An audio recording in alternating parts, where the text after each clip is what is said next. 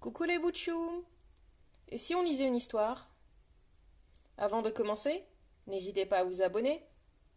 Aujourd'hui, je vous propose l'histoire de Monsieur Personne dans la collection de livres Monsieur Madame.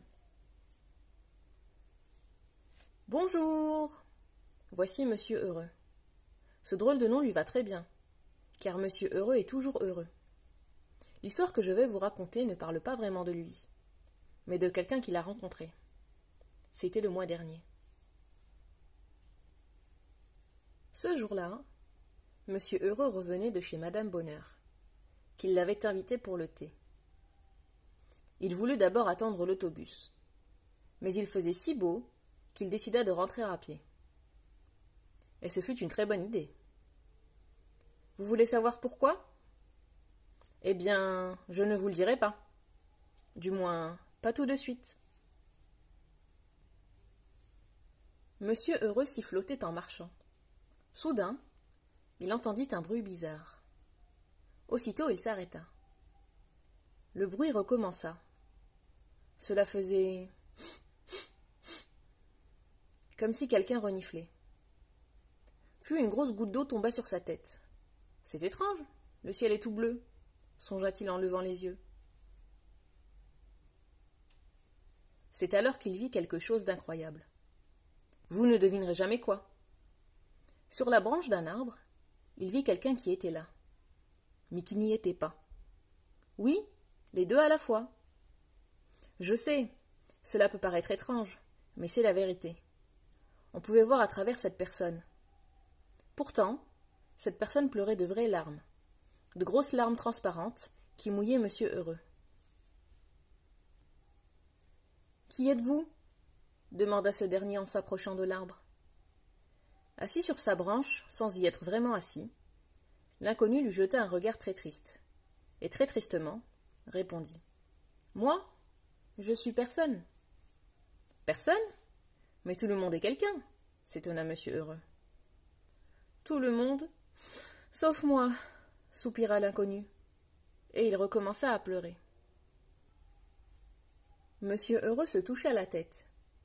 Il était tout trempé. « Ne voulez-vous pas descendre » finit-il par demander.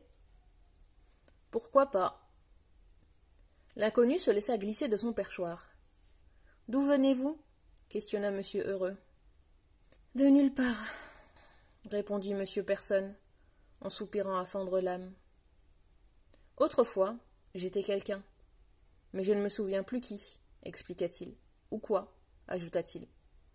Je ne sais plus où je vivais, renifla-t-il, ni quand. Monsieur Heureux ne pouvait s'empêcher de le contempler. Ce n'est pas tous les jours qu'on rencontre quelqu'un de complètement transparent. Je pense que vous devriez venir chez moi, lui proposa-t-il enfin. Pourquoi? Demanda Monsieur Personne. Parce que nous devons faire quelque chose pour vous, dit Monsieur Heureux. On ne peut rien faire pour quelqu'un qui n'est personne, se remit à gémir le pauvre Monsieur Personne. Bien sûr que si, on peut, l'assura Monsieur Heureux. Suivez-moi. Après avoir marché un moment, ils entrèrent dans la maison de Monsieur Heureux et s'installèrent au salon. Monsieur Heureux désigna un fauteuil. Je vous en prie, asseyez-vous, dit-il à Monsieur Personne. Vraiment, ce fut une chose extraordinaire que de voir cette personne, qui n'était personne, s'asseoir dans le fauteuil. Monsieur Heureux s'assit à son tour. Puis il réfléchit de toutes ses forces. « Mais oui, le magicien !» s'écria-t-il enfin. Le matin suivant, Monsieur Heureux emmena donc Monsieur Personne chez son ami le magicien. « Ah » fit le magicien, après que Monsieur Heureux eut essayé de son mieux d'expliquer la situation de Monsieur Personne. « Ah » s'exclama-t-il ensuite, en voyant Monsieur Personne en personne. Monsieur Personne arborait toujours la mine la plus triste qu'on puisse imaginer. « Essaye de l'imiter. Abaisse les coins de ta bouche autant que tu le pourras. Vas-y. Tu vois, même en faisant ça, tu n'as pas l'air aussi triste que Monsieur Personne. » Le magicien réfléchit très fort. Puis il se gratta le menton et réfléchit encore. « Voulez-vous une tasse de thé » demanda-t-il brusquement. Quand on n'est personne, on ne boit pas, répondit monsieur Personne. Ah non, quand on n'est personne, on ne boit rien, corrigea le magicien. Vous avez raison, acquiesça monsieur Personne. Ha ha, j'ai trouvé, s'écria le magicien. Si quand on n'est personne, on ne boit rien, c'est qu'il faut boire quelque chose pour devenir quelqu'un. Aussitôt, il se précipita vers son établi et commença à verser différents liquides colorés dans une grande bouteille. Ils se mélangèrent en bouillonnant, et chaque bulle qui explosait laissait échapper un petit nuage de fumée. Glou glou paf pouf, glou glou paf pouf. De quelle couleur voudriez-vous être? Demanda le magicien. Quand on n'est personne, on n'a pas de couleur, fut la triste réponse. Choisissez, vous, dit alors le magicien à Monsieur Heureux. Monsieur Heureux se concentra. Je dois avouer que j'ai toujours apprécié le fait d'être jaune, dit-il. Ce sera donc jaune, s'exclama le magicien, en ajoutant un filtre à sa préparation.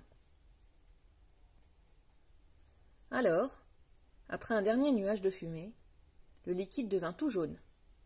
Voilà, buvez-moi ça, ordonna le magicien. Mais quand on n'est personne, on ne boit pas, protesta monsieur Personne. Exact, s'écria le magicien d'une voix forte. Mais si quand on est personne, on ne boit pas, c'est qu'il faut boire quelque chose pour devenir quelqu'un. Monsieur Personne attrapa la bouteille et but une gorgée. Il faut tout boire, assista le magicien. Absolument tout. Monsieur Personne ferma les yeux et respira profondément. Puis il avala tout ce que contenait la bouteille. Monsieur Heureux et le magicien l'observèrent un long moment. Un très long moment. Il ne se passa rien. « Je vous l'avais bien dit !» gémit monsieur Personne. Et il lâcha un nouveau soupir à fendre l'âme.